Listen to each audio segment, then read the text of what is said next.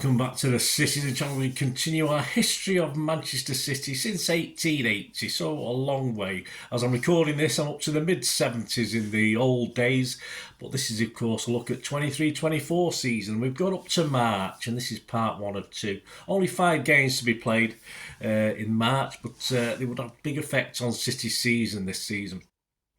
In part 1, we'll have a Manchester derby, a Champions League encounter with a win guaranteeing a quarter-final spot, and of course a trip to our old nemesis of the ground, Anfield, as we take on Liverpool. Please so join me as we look back, and please let us know any memories you've got as well. Please, if you're new to the channel, push that subscribe button, push the bell notifications.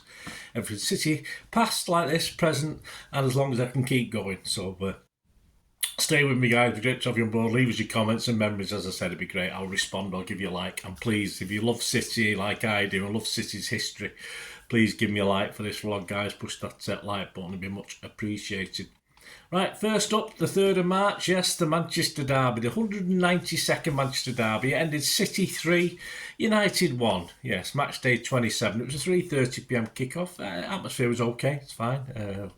Bit quieter at the end when there was no United, hardly any United fans left in the ground, about 10 minutes from time. Pep's 11, 5 changes to the Luton game. Ederson, Walker, Stones, Diaz, Aki, Rodri, De Bruyne, Bernardo, Foden, Haaland, and Doku. Substitutes Ortega, Gvardiol, Akanji, Lewis, Kovacic, Gomez, Nunes, Bob and Alvarez. United were Onana, Lindelof, Varane, Evans, Dalot, Casemiro, Fernandes, Mainu, McTominay, Garnacho and Rashford. Their subs, I've never heard of most of these. Barinder, Kimbwala, Oyenyi, Amrabat, well, he was rubbish. Ericsson, I've heard of him. Forson, Collier, Diallo and Anthony, I think I've heard of him as well. Yeah, let's have a look at the main highlights, the goals mainly. 8 minutes, it was 1-0 for them. Yeah, Fernandes, he was close to offside, but being played on by Aki on the far side of the pitch.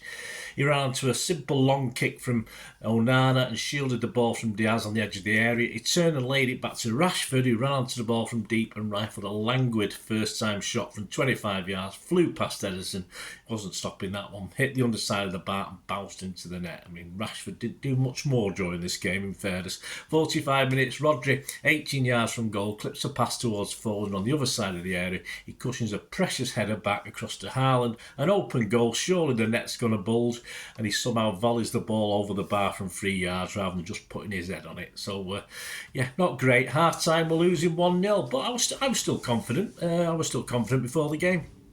Surely it will come, perhaps not with Doku on the pitch, though. Hadn't been playing too well.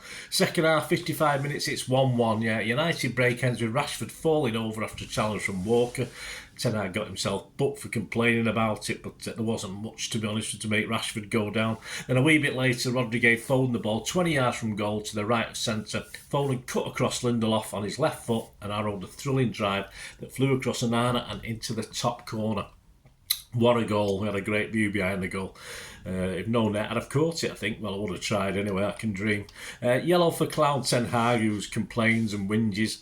59 minutes, Julian Alvarez comes on for Jeremy Doku. 80 minutes, it's 2-1. We had a little bit to wait, but we got there. De Bruyne on the left played a square ball to Foden. He pushed it down the line to Alvarez.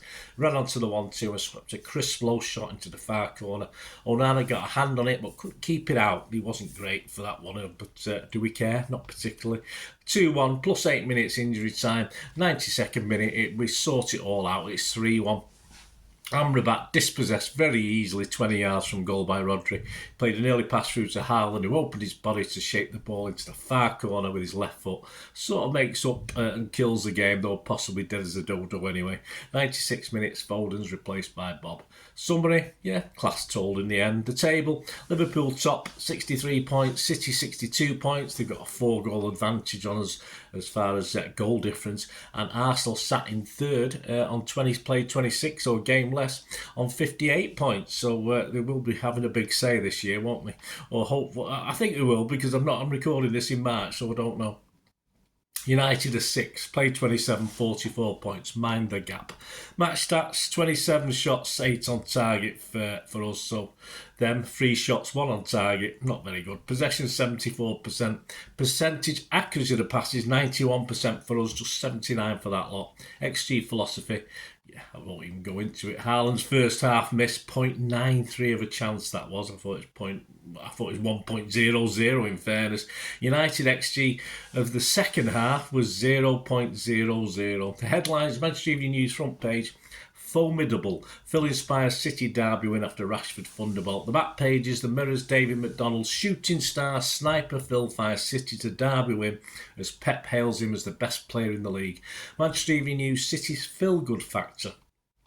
The Eye, Foden comes of age. Metro, City have feel-good factor. The Times, Guardiola says Foden is the league's best. Telegraph, sniper Foden, best in the league, says Guardiola. It's the star, Fod-like genius. Inside the Mirror's Andy Dunn, Eric can forget long-term future at United based on this limpo effort. David McDonald, feel-good factor. Foden turns on the star with a world-class display to decide derby and sink Ten Hag's ragged reds. Manchester Evening News, Samuel Lockhurst, United writer, said early promise and Rashford scream is swept away in a blue wave. Simon Bukowski said Foden takes derby by the scruff of the neck as dominant City stroll home. On to the 5th of March. No shit Sherlock with this one. Phil Foden won City's Player of the Month award for February, and that now means August was Rodri, September Alvarez, October Haaland, November Alvarez again, December Foden, January Kevin De Bruyne, and of course February Phil Foden again. On to the 6th of March, back in Champions League action. It ended City 3, Copenhagen 1, so 6-2 on aggregate. That was round of 16, the second leg. It was an 8 p.m. kickoff. Pep made 7 changes to the United game. Edison, Lewis, Akanji, Diaz, Gvardiol, Rodri, Kovacic, Bob, Alvarez, Nunes and Haaland. Subs, Ortega, Carson, Walker, Stones, Aki, De Bruyne, Bernardo, Gomez, Foden, Wright, Sissoko and Hamilton. No Doku, he had a bit of a minor muscle problem. Copenhagen, Grabber, Ankerson, Gillette, Vavro, McKenna, Dix, Froholt, Askerson, Clem, Akure, Elanusse, Sub, Sorensen, Matson, Larsen, Cornelius, Boylson, Melling, Runnerson, Oscar Hodgland, Bargi and Gadeberg Burr. Story of the game, 1-0. 1-0 after 4 minutes. Alvarez sends a corner into the area where Manuel Akanji side foots a volley, sort of backside foots a volley into the roof of the net. 9 minutes, it's 2-0. A City corner goes beyond the far post where Rodri heads against the bar and the ball's half cleared to Alvarez, wide on the left of the penalty area. He shoots a poor effort, but the keeper lets it through his hands. Good job that mask hided his embarrassment. Yeah, I've got these blue masks on. 29 minutes, though, it's 2-1, a break. Yeah, a fine and perfectly timed through ball from Elanusse to Oscarson, a superb little back-heeled return, and Elanusse side foots it past Edison. 3 minutes injury time, and we managed to get a third. 48 minutes, Haaland collects another long diagonal from Rodri on the edge of the area, controls it well, cuts onto his left foot and sends a keeper across goal and shoots inside the near post. I think it went through a defender's legs. I did think it took a deflection, but I think it just went through the defender's legs. Half time, 3-1, game over. Well, it certainly was. Some subs, 46 minutes. Gomez for Rodri, 68 minutes Stones for Diaz, and sadly 72 minutes Matheus Nunes is in a bit of pain. Yeah, the physios are on. It's possibly a dislocated finger. Yes, with some pictures, I'm not going to put them on here, where his finger was all at a funny angle, so it's popped back in, but on comes Hamilton. 88 minutes, Jacob Wright replaces Haaland for a Champions League debut. Plus 3 minutes injury time, nothing further to report. Summary, scruffy last 15 where Copenhagen improved the shot stats, but an easy game for a much changed Pep team. The stats, City 12 shots, 3 on target, Copenhagen 11, 2 on target, as I said, mainly towards the end of the game. Possession 69% for City. Pass accuracy 93% for City, 87% for them. The headlines, back pages, the Manchester Evening News, City jump to it. The Times, Haaland rises to occasion for City. The Star, early riser. The Express, Blues cruise. The Mirror, blue swoon. Mail, Haaland gets his kicks as Blues cruise. On to the 10th of March, and yes, and that tricky trip we talked about, the trip to Anfield, not the greatest place for City. It ended Liverpool 1, Manchester City 1. It was a 3:45 p.m. kickoff, match day 28. The coach went a different way, so all these Liverpool fans hoping to give it a nice greeting were fooled because it went a different way, and I believe the Liverpool coach did as well. So a lot of unhappy Scousers. I think some did say they were still there Monday morning waiting, but I think that's a bit cruel.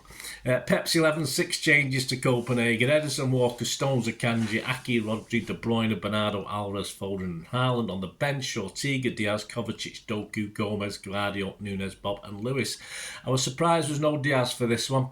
Akanji though probably earned a spot, and Alvarez is the choice ahead of Kovacic, and as it turned out, probably not the greatest decision by Pep.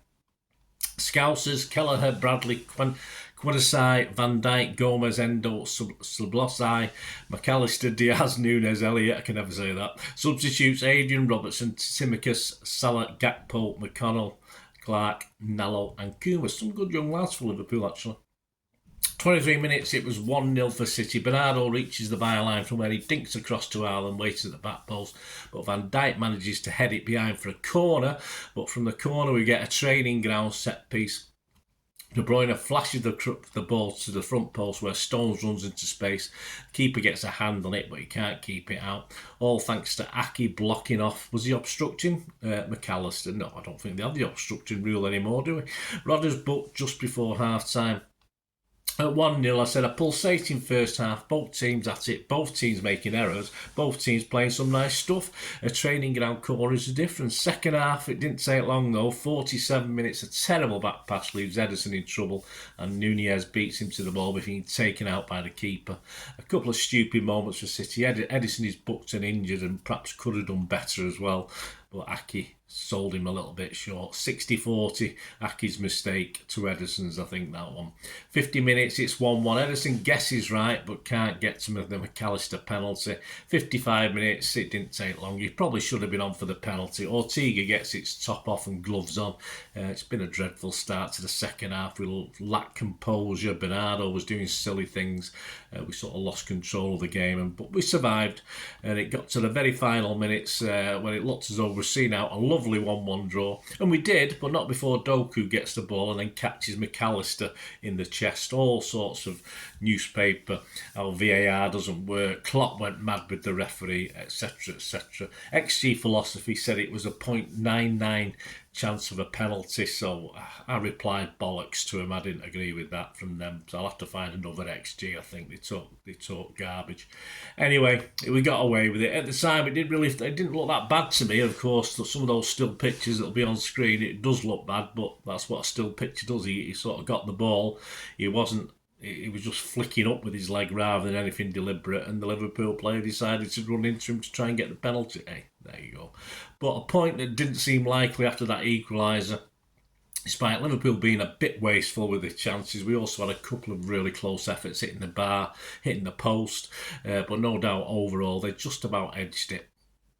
Match stats, shots Liverpool 19-6 on target, City 10-6 on target, possession 53% for Liverpool. Percentage accuracy was really low thanks to Liverpool's very good press on City. 84% for Liverpool, just 81% for City, about 10% down on average. XG Philosophy, yeah, we'll stick to them for now. 2.66 for Liverpool, 1.55 for City. The headlines, the back pages, Manchester Evening News fighting all the way for the title. The Mirror's John Cross on the back page, VAR in the dock. Klopp in fury at late Doku tackle. What did TV ref have for lunch not to give a penalty? Well, quite right. Ice Sports said Marc Douglas said power struggle. The Guardian's Andy Hunter, he almost kills him. Yeah, apparently he said if the ball hadn't been there, he would have almost killed him when the ball was there. Idiot. Telegraph Chris Bascom, Klopp anger over Karate Kid. Some good pictures on social media with Hong Kong Fooey. Express Chris McKenna said 100% penalty. Not biased, these guys, are they? Stars Chris McKenna kicking the guts. Yes, that's tough. Inside the Manchester Evening News, Simon Bukowski says City show greater fighting against rivals with huge motivation. The Mirror's Andy Dunn, full bloodies, but it was not bad blooded as City keep cool. Just. John Cross says this is Anfield. Stones top rated with an 8 out of 10 with John in that paper. On to the 12th of March and our final day before we finish this part 1. Reports are that Edison will be out for up to a month and will possibly miss the vital Arsenal and Villa League games. He wouldn't have been playing against Newcastle in the FA Cup anyway. That was Ortega's spot. Of course, Ortega now has a chance to cement his reputation at the club with rumours that he probably will be going at the end of the season to get first team football anyway.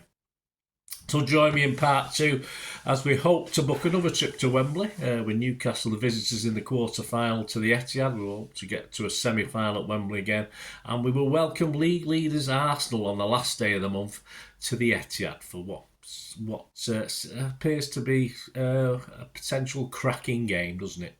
Anyway, let me know your memories, guys. Great to hear. I hope you enjoyed this part 1 of March season 23-24 in the history of Manchester City since 1880. Till we meet again, please stay safe, Blues. Come on, City. Bye for now.